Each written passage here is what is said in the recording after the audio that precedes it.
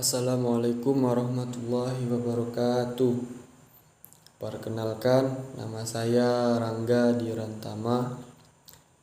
Saya mahasiswa dari Universitas Bina Sarana Informatika Pontianak. Kelas 12 2E30, jurusan Sistem Informasi. Pertama-tama saya ingin mengucapkan terima kasih banyak kepada Bapak dosen kami, yaitu Bapak Muhammad Syarif, dosen mata kuliah aplikasi basis data. Semoga Bapak diberi kesehatan dan rezeki yang berkah, amin. Pertama-tama saya ingin menjelaskan sedikit tentang materi sistem basis data atau dikenal dengan database. Untuk yang pertama, saya akan menjelaskan pengertian basis data.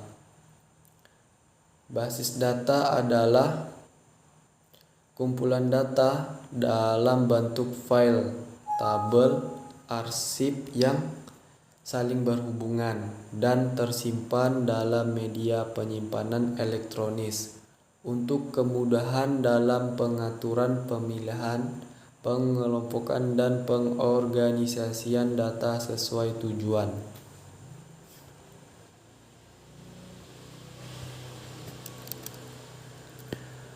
Untuk selanjutnya, pengertian sistem basis data. Sistem basis data adalah sistem yang terdiri atas kumpulan tabel data yang saling berhubungan dan kumpulan program yang memungkinkan beberapa pemakai atau program lain untuk mengakses dan memanipulasi tabel-tabel data tersebut.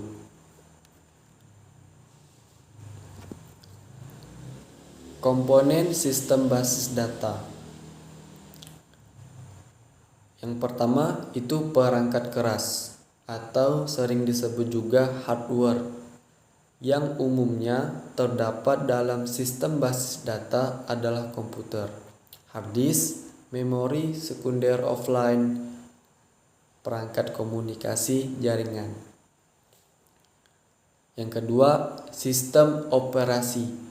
Sistem operasi adalah program yang dirancang untuk mengaktifkan sistem komputer dan mengendalikan seluruh sumber daya yang ada di dalamnya, termasuk operasi-operasi dasar komputer seperti Windows, Unix, dan Linux.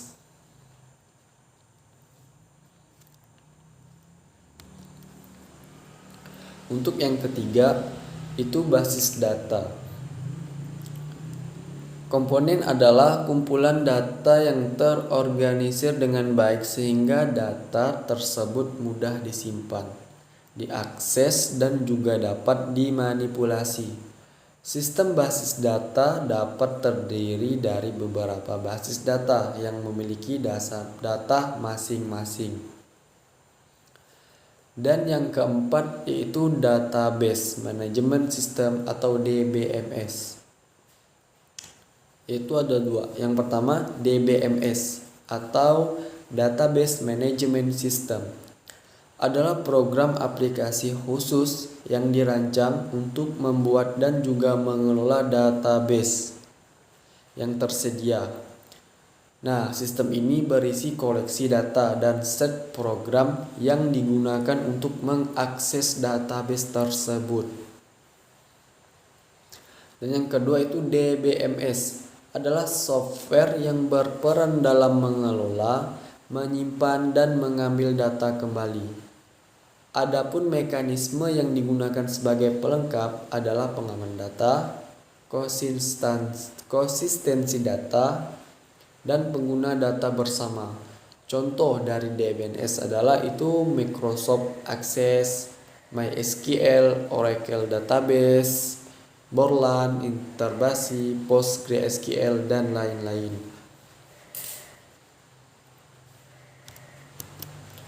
Untuk yang kelima itu pemakai atau user.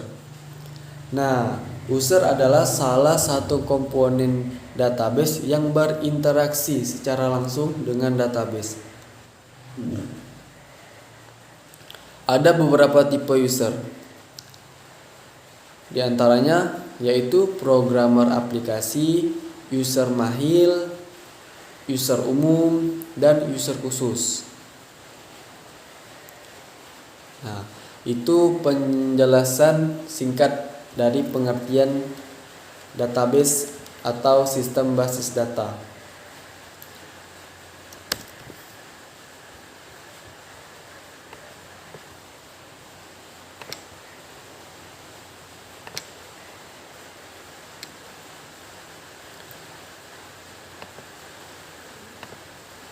Nah, untuk selanjutnya kita akan membuat sebuah database menggunakan aplikasi XAMPP.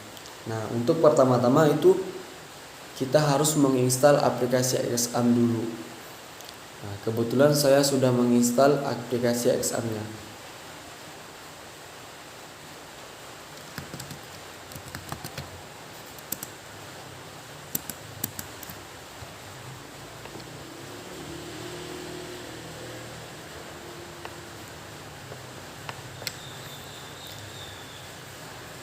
Setelah membuka aplikasi XAMPP, untuk menjalankan aplikasi XAMPP ini kita harus saya menggunakan MySQL. Dijalankan MySQL-nya atau di-startkan. Nah, ketika sudah di-startkan, kita beralih menggunakan CMD atau shell. Nah, itu sama aja teman-teman. Kalau shell itu berada di aplikasi XAMPP-nya di sebelah kanannya aplikasi. Ya, yang ini teman-teman, shell. Nah, kalau teman-teman bingung, bisa juga menggunakan CMD. Nah, itu sama aja teman-teman, nggak ada bedanya. Ini bagian CMD. Nah, tapi saya akan menggunakan shell, itu lebih mudah karena terdapat dari dalam aplikasi XAMPP tersebut. Diklik aja shellnya. Nah, tampilan shell itu letternya hitam teman-teman. Nah, untuk membuat sebuah database kita perlu harus paham coding-coding MySQL ini teman-teman. Nah, untuk membuat database itu pertama-tama kita menggunakan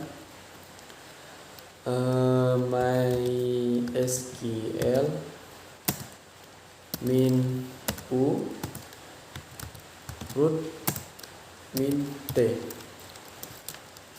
Ketika sudah MySQL min u root min t, itu enter aja. Nah,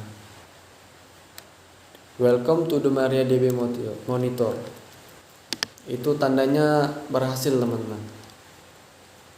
Nah, sekarang kita masuk MariaDB dalam kurung non. Itu tandanya itu kita belum menggunakan sama sekali database. Nah, untuk menggunakan database kita harus membuat database terlebih dahulu. Nah, untuk cara membuat database itu kita menggunakan create database. Kita coba teman-teman ya.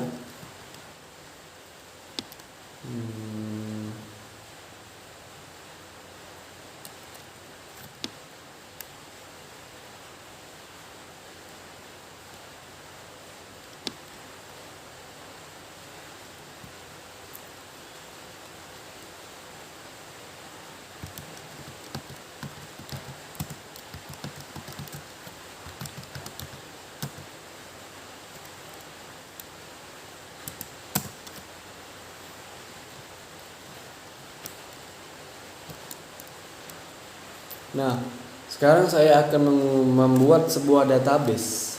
Nah, untuk sebuah database saya akan membuat database Rangga. Jangan lupa titik komanya teman-teman. Nah, setelah kita enter itu akan muncul query one row effort affected. Nah, itu tandanya database yang kita buat itu berhasil, teman-teman. Oke, kita lanjut. Setelah kita berhasil membuat sebuah database, nah, selanjutnya kita akan menampilkan database yang kita buat itu. Nah, cara untuk menampilkan database itu kita menggunakan show database.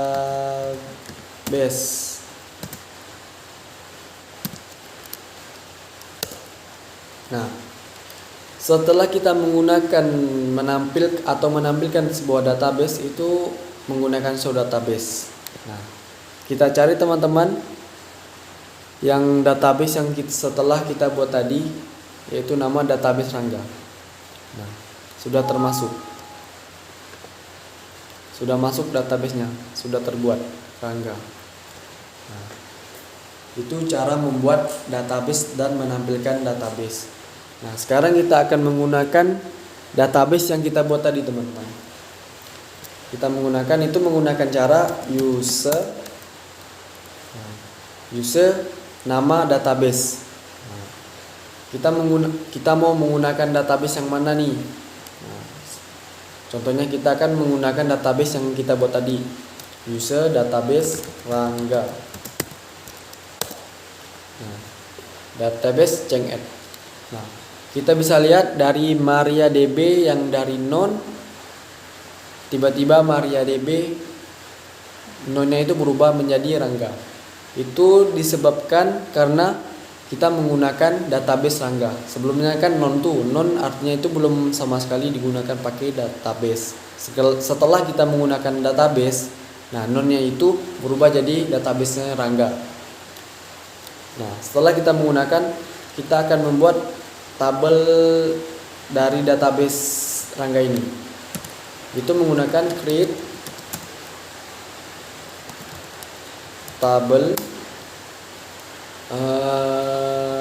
data diri buka kurung.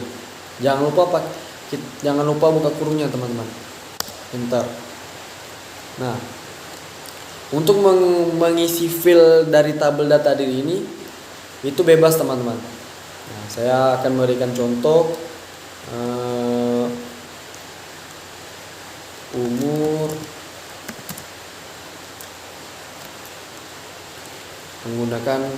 kalau umur kita menggunakan chart, dan jumlah maksimal yang harus diisi 10 aja, koma. Nah, untuk penggunaan koma ini yaitu fungsinya untuk melanjutkan isi field kita, teman-teman. Jika kalau misalnya kita nggak pakai koma, itu tandanya sampai di sini aja, berhenti. Nah, kan kita mau melanjutkan fieldnya lagi, jadi harus pakai koma. Umur sama alamat, cek juga.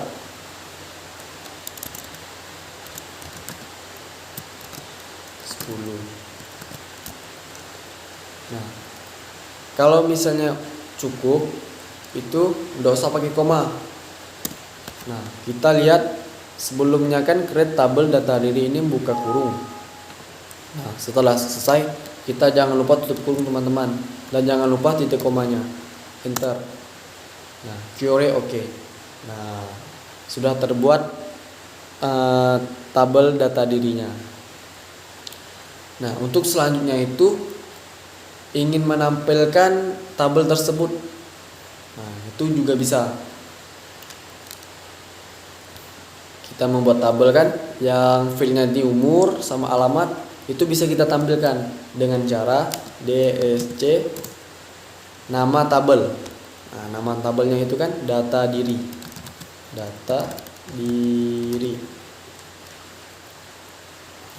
Titik koma, enter. Nah,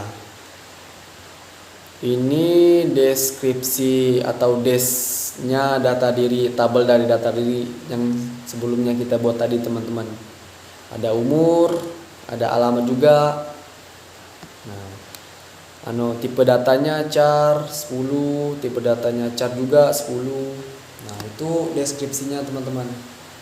Nah, jika teman-teman mau menghapus salah satu database itu juga bisa. Misalnya kita show database dulu. Show database dulu. Nah, misalnya saya ingin menghapus database mahasiswa, itu juga bisa. Itu dengan cara drop database, pilih aja kita mau menghapus database mahasiswa. Nah, tulis saja mahasiswa dan jangan lupa titik komanya teman-teman.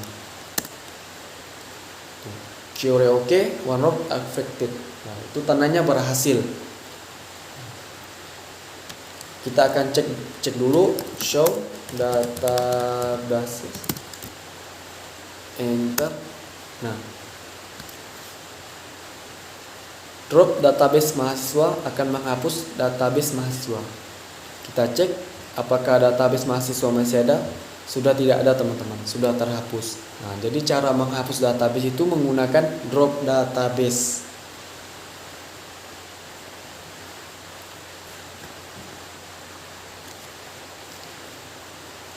Nah, itu penjelasan sedikit dari saya pribadi.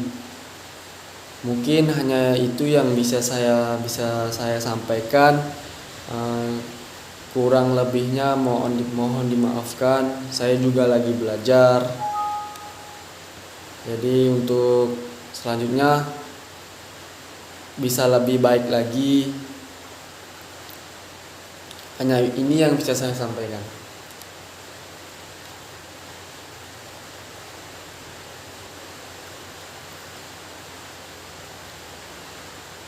Terima kasih atas kunjungannya. Wabillahi taufik wal hidayah. Wassalamualaikum warahmatullahi wabarakatuh.